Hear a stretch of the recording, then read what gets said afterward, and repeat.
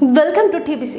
Quartz అక్రమ mining కేసులో A4గా ఉన్న కాకాని గోవర్ధన్ రెడ్డికి వెంకటగిరి కోర్టు 14 రోజుల పాటు రిమాండ్ విధించింది. ఈ కేసులో ఆదివారం కాకానిని పోలీసులు అరెస్ట్ చేసి ఈ రోజు నెల్లూరు జిల్లా వెంకటగిరి కోర్టుకి తీసుకువచ్చారు.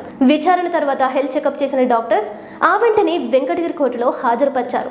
వాదనలు విన్న జడ్జి కాకానికి 14 రోజుల పాటు రిమాండ్ విధిస్తూ తీర్పు చెప్పారు.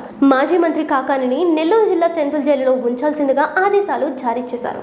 దీంతో కాకాన్ని వెంకటగిరి నుంచి నెల్లూరు జిల్లా సెంట్రల్ జైలుకు పోలీసులు తీసుకు వెళ్లనున్నారు. క్వార్ట్స్ అక్రమాలు, భారీ పేలుళ్ల పదార్థాల వినియోగం, దీనిపై ఎదురు తిరిగిన గిరిజనులను బెదిరించడంపై అట్రాసిటీ కేసుకు సంబంధించి కాకాని పైన అనేక కేసులు ఫైల్ అయినవి. గనుల అక్రమ తవ్వకాల కేసులో A4గా ఉన్నారు. కాకానిని కోర్టుకు తీసుకువస్తున్నందుకు ఆ ప్రాంతంలో పోలీసులు 144 సెక్షన్ను విధించారు. ఈ కేసుకు సంబంధించి దాదాపు 2 నెలలుగా మాజీ మంత్రి కాకాని తప్పించుకుని తిరుగుతున్నారు. నేను ఎక్కడికి పోనని, నెల్లూరులోనే ఉంటానని, ఈ కేసుకు భయపడను అంటూ మొదట్లో చెప్పిన మాజీ మంత్రి కాకాని ఆ తర్వాత అకస్మాత్తుగా మాయమైపోయారు. 2 నెలలుగా పోలీసుల నుంచి తప్పించుకుని తిరుగుతున్నారు. ఈ కేసుకు సంబంధించి 3 సార్లు పోలీసులు కాకానికి నోటీసులు జారీ చేశారు. 2 సార్లు ఇంటి గోడకు అతికించగా 3వసారి బంధువులకు నోటీసులు అందజేశారు.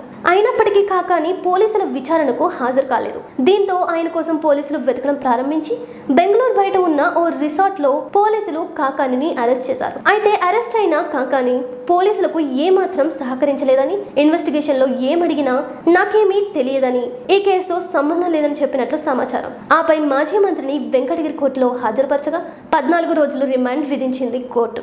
మరోవైపు కాకానిని కస్టడీకి ఇవ్వాలని పోలీసులు కోర్టులో పిటిషన్ వేసే అవకాశం ఉంది. మరిన్ని ఇంట్రెస్టింగ్ న్యూస్ కోసం stay tune with TBC. Thank you.